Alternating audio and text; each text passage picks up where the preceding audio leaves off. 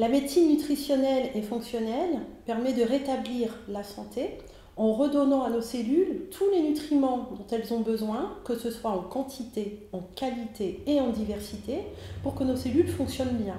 C'est-à-dire produire suffisamment d'énergie, pas être fatigué, c'est-à-dire avoir un bon métabolisme, c'est-à-dire avoir un organisme en fait qui est complètement opérationnel, que ce soit au niveau du système immunitaire, du système hormonal, du système cardiovasculaire, du système nerveux. C'est une médecine qui est très moderne parce qu'elle s'appuie sur des bilans biologiques de pointe très précis, de façon à pouvoir prendre en charge le patient de façon personnalisée. On va notamment utiliser la métagénomique qui permet d'étudier le microbiote intestinal de façon très précise. C'est important parce que le microbiote intestinal est lié à la bonne efficacité de notre système immunitaire, est lié à la façon dont on va métaboliser le sucre, réguler notre poids, donc être en surpoids ou voire en obésité, est lié à l'équilibre des neurotransmetteurs et bien d'autres choses. C'est une médecine qui est très efficace parce qu'en plus d'être personnalisé, on prend le patient en charge dans sa globalité. On passe en revue tout son mode de vie. Par exemple, quelqu'un qui souffre de dépression. On va bien sûr faire un bilan des neurotransmetteurs, mais en plus, on va aller étudier le microbiote intestinal parce qu'il peut très bien avoir une flore bactérienne pathogène, indésirable, qui va l'empêcher d'avoir assez de sérotonine ou l'empêcher d'avoir suffisamment de dopamine et donc qui vont freiner l'efficacité du traitement. La première consultation dure 1h30.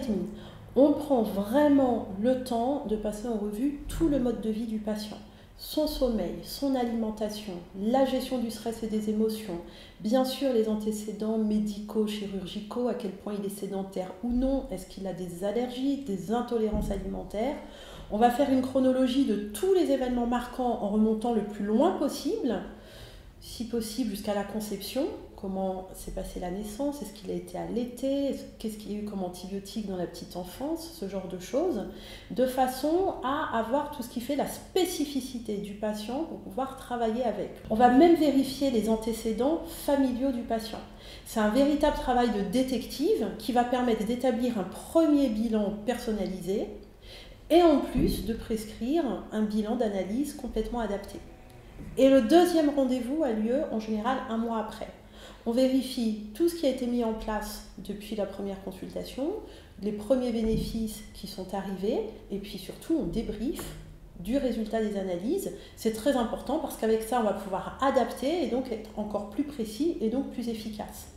Et puis le calendrier du suivi est variable. Alors là ça dépend du patient, de sa pathologie, des symptômes, ça dépend en fait de l'évolution de l'état de santé. Mais régulièrement on va vérifier au niveau des analyses biologiques que les différents paramètres qui n'étaient pas à l'équilibre, qui n'étaient pas normaux, se normalisent. Par exemple, pour quelqu'un qui consulte pour surpoids ou obésité, on a souvent de la résistance à l'insuline, qui est l'étape qui précède le diabète. Ça se voit au niveau de la prise de sang sur un paramètre qu'on appelle l'index de HOMA, qui va être trop élevé.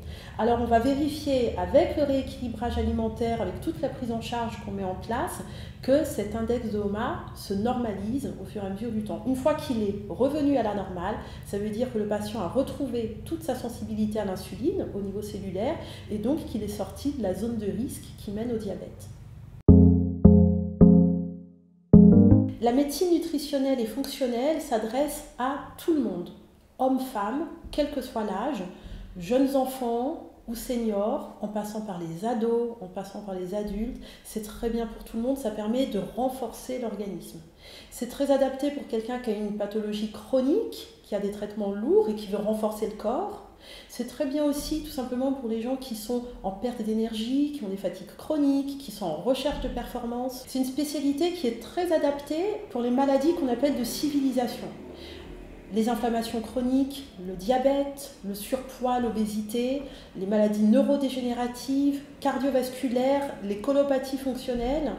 Toutes ces maladies dont on sait très bien scientifiquement à quel point elles sont liées à notre environnement et impactées par la façon dont on vit. Mais aussi, tout simplement, c'est une spécialité qui est très bien pour quelqu'un qui est en recherche de prévention, quelqu'un qui veut vivre le plus longtemps possible, jeune et en bonne santé.